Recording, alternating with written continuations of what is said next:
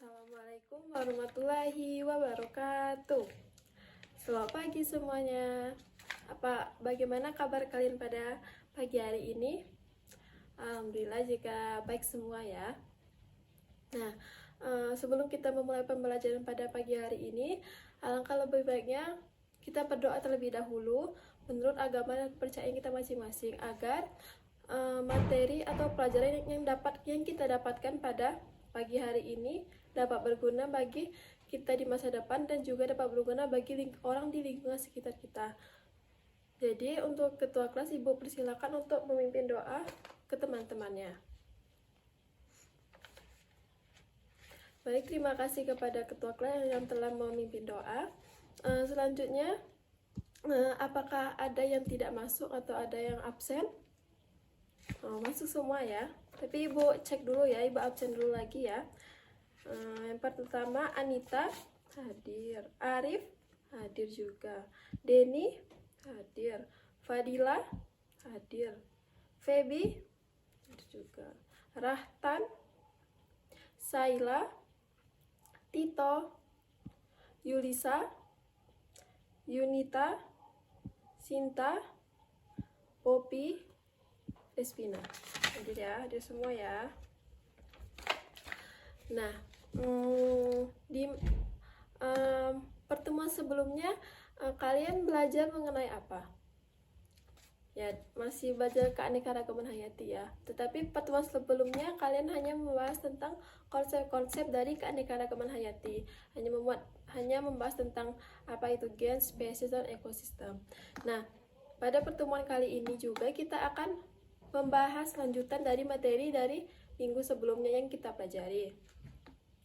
Nah, sebelum kita memulai pembelajaran, Ibu meminta agar buku-buku yang bukan berhubungan dengan mata pelajaran biologi dapat kalian simpan terlebih dahulu, agar dapat membuat kalian lebih fokus dalam mempelajari mata pelajaran biologi pada pagi hari ini.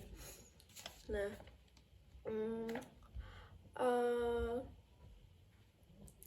jadi Ibu ingin bertanya sebelumnya, kalian ini sekarang umurnya berapa? Oh, ada yang 16, ada yang 17 ya. Nah, berarti kalian itu sudah hidup kurang lebih ya selama 6 tahun.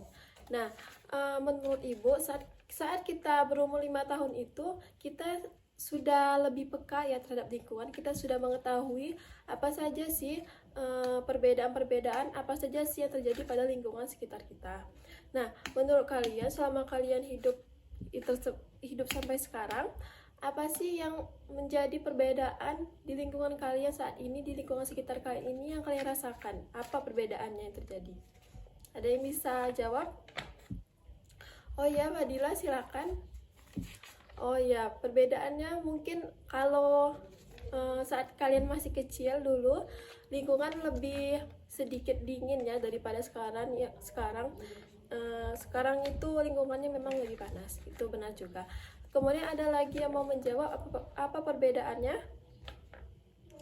Iya, Feby silakan.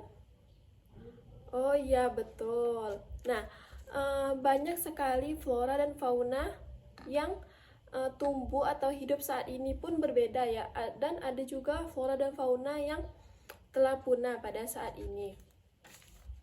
Nah, maka dari itu, pada pagi hari ini kita akan melanjutkan pembelajaran kita pada pertemuan sebelumnya. Dan sekarang, pada pagi hari ini kita akan masih membahas bab keanekaragaman hayati ya.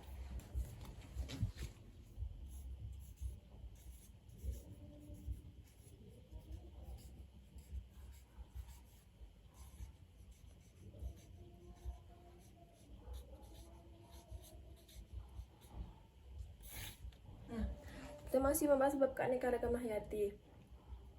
Jadi buku-buku biologinya silakan dikeluarkan dan kalian bisa membuka halaman 110 tentang keanekaragaman hayati. Nah, sebelumnya Ibu mau bertanya, tadi apakah sudah ada yang membaca atau mengulas sedikit tentang materi upaya atau ancaman terhadap keanekaragaman hayati? Oh, masih banyak yang belum ya, tapi ada beberapa orang yang sudah membaca. Nah, jadi memang lebih baiknya kalian itu harus membaca dulu materi yang akan kita pelajari pada pagi hari ini di malam sebelumnya ya, agar kalian itu pada saat menerima penjelasan dari guru, otak kalian akan lebih mudah menangkap apa itu. Jadi kalian lebih fokus dan lebih mudah mengerti. Ibu harap di pertemuan selanjutnya kalian bisa membaca dulu ya materi pada malam nanti. Nah, jadi pada pertemuan ini kita akan membahas ancaman dan upaya dari kepunahan keanekaragaman hayati.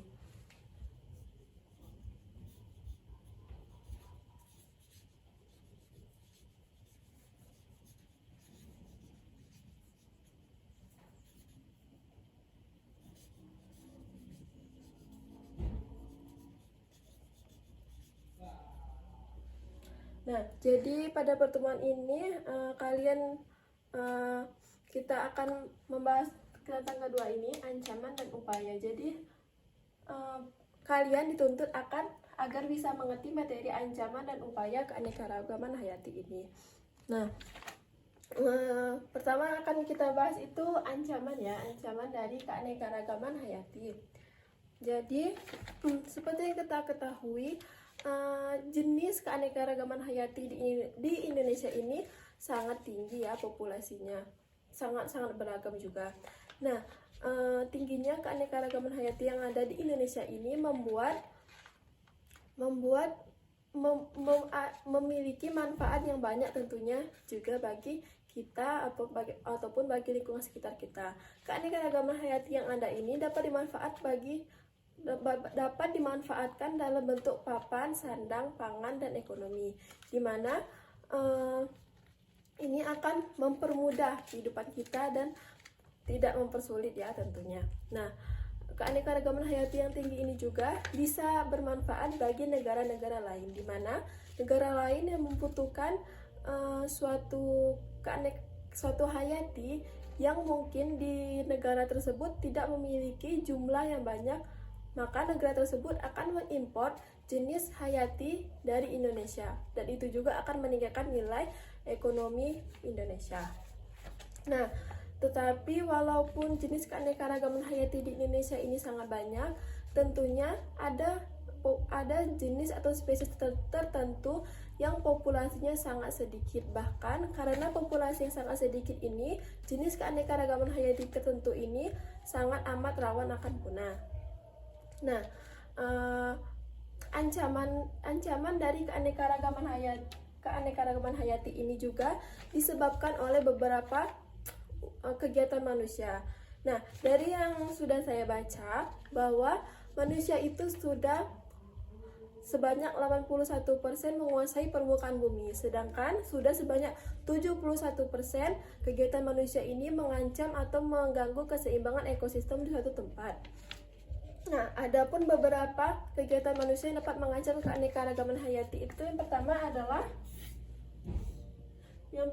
ada perburuan satwa ya.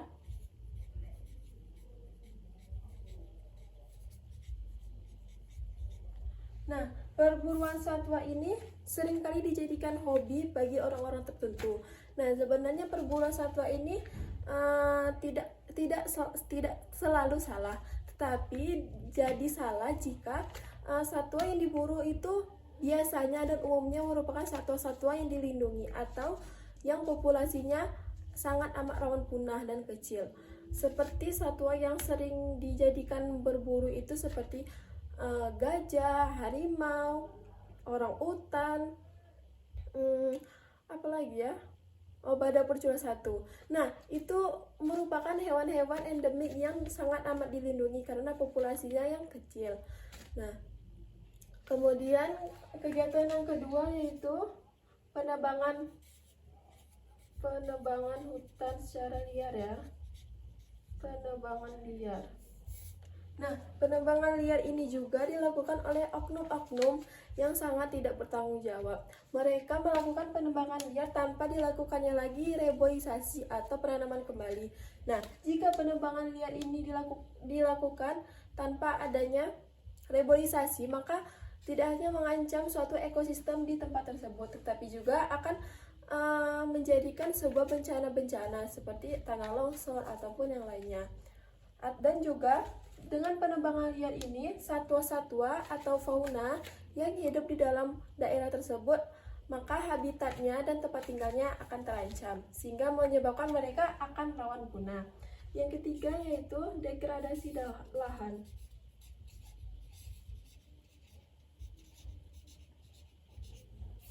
Nah, degradasi lahan ini biasanya contoh di Bengkulu adalah pembangunan jalan tol, di mana pembangunan jalan tol itu kan melewati hutan ya. Nah, degradasi lahan ini merupakan suatu tindakan di mana suatu daerah atau hutan dijadikan sebuah pembangunan menjadi sebuah jalan ataupun perumahan. Nah, itu juga tentunya akan merusak keseimbangan ekosistem yang ada di tempat tersebut. Dan yang terakhir dan keempat adalah pada ekosistem itu penggunaan alat modern.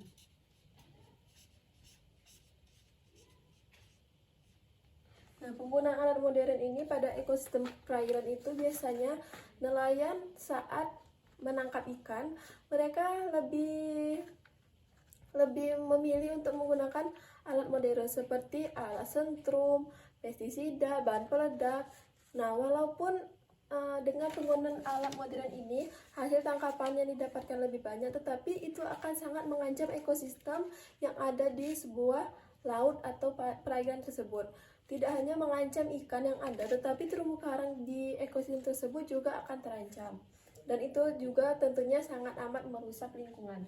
Nah, itulah beberapa kegiatan manusia yang dapat mengancam terjadinya kepunahan keanekaragaman hayati. Nah, kemudian ada beberapa upaya yang dibuat untuk menjaga kelestarian keanekaragaman hayati. Yang upaya yang dibuat itu adalah pelestarian secara in situ dan ex situ. Nah, sebelum saya menjelaskan apa itu pelestarian secara in situ dan ex situ, ada yang tahu apa itu pelestarian secara ex situ dan in situ? Ya, boleh Yulisa apa? Ya, betul sekali ya. Sebentar, in situ dan 2 ex situ. Nah, kalau in situ itu merupakan pelestarian keanekaragaman hayati di habitat aslinya. Nah, sedangkan ex situ berarti ex situ kebalikan yang tadi in situ ya. Kalau ex situ itu pelestarian keanekaragaman hayati di luar habitat aslinya. Nah, inilah beberapa upaya yang dilakukan untuk menjaga kelestarian keanekaragaman hayati. Nah, kemudian kemudian kita masuk ke dalam upaya gimana sih caranya agar mencegah terjadinya kepunahan keanekaragaman hayati. Nah, upaya yang dapat dilakukan manusia itu adalah yang pertama, penebangan terencana.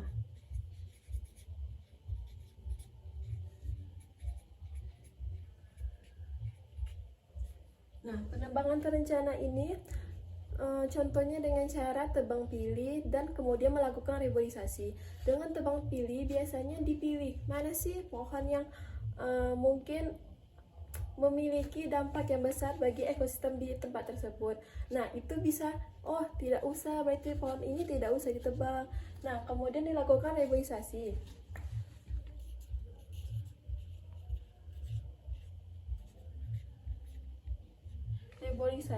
Nah, reboisasi ini dilakukan dengan penanaman kembali pohon-pohon yang sudah ditebang. Dengan reboisasi ini juga walaupun seperti yang kita ketahui lama memang pohon tersebut akan tumbuh kembali, namun itu sangat-sangat amat membantu terjadinya bencana atau mencegah terjadinya, meminimalisir terjadinya kerusakan di lingkungan tersebut. Yang ketiga itu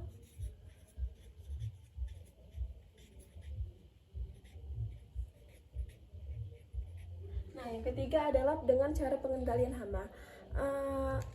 Oknum-oknum tidak perlu menggunakan bahan-bahan zat kimia, pestisida, ataupun yang lainnya. Dengan pengendalian hama ini, lingkungan akan lebih terjaga dan terlindungi. Nah, itulah beberapa upaya yang dapat dilakukan oleh kita, manusia, untuk mencegah terjadinya kepunahan dari keanekaragaman hayati.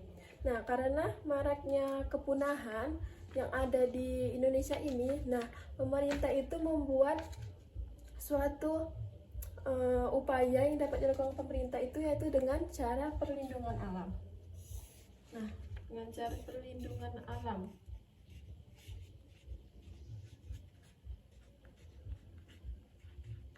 Nah, perlindungan alam ini terbagi menjadi 3. Ada yang tahu apa saja ketiga jenis perlindungan alam tersebut? Di mana ada yang tahu? Belum ada ya. Jadi perlindungan alam itu terbagi menjadi 3. Yang pertama yaitu perlindungan alam terikat. Yang kedua, perlindungan alam terbimbing. Yang ketiga, taman nasional.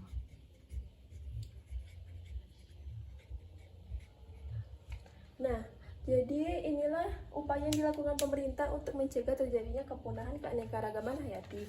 Nah, pertama yang kita bahas adalah perlindungan alam terikat.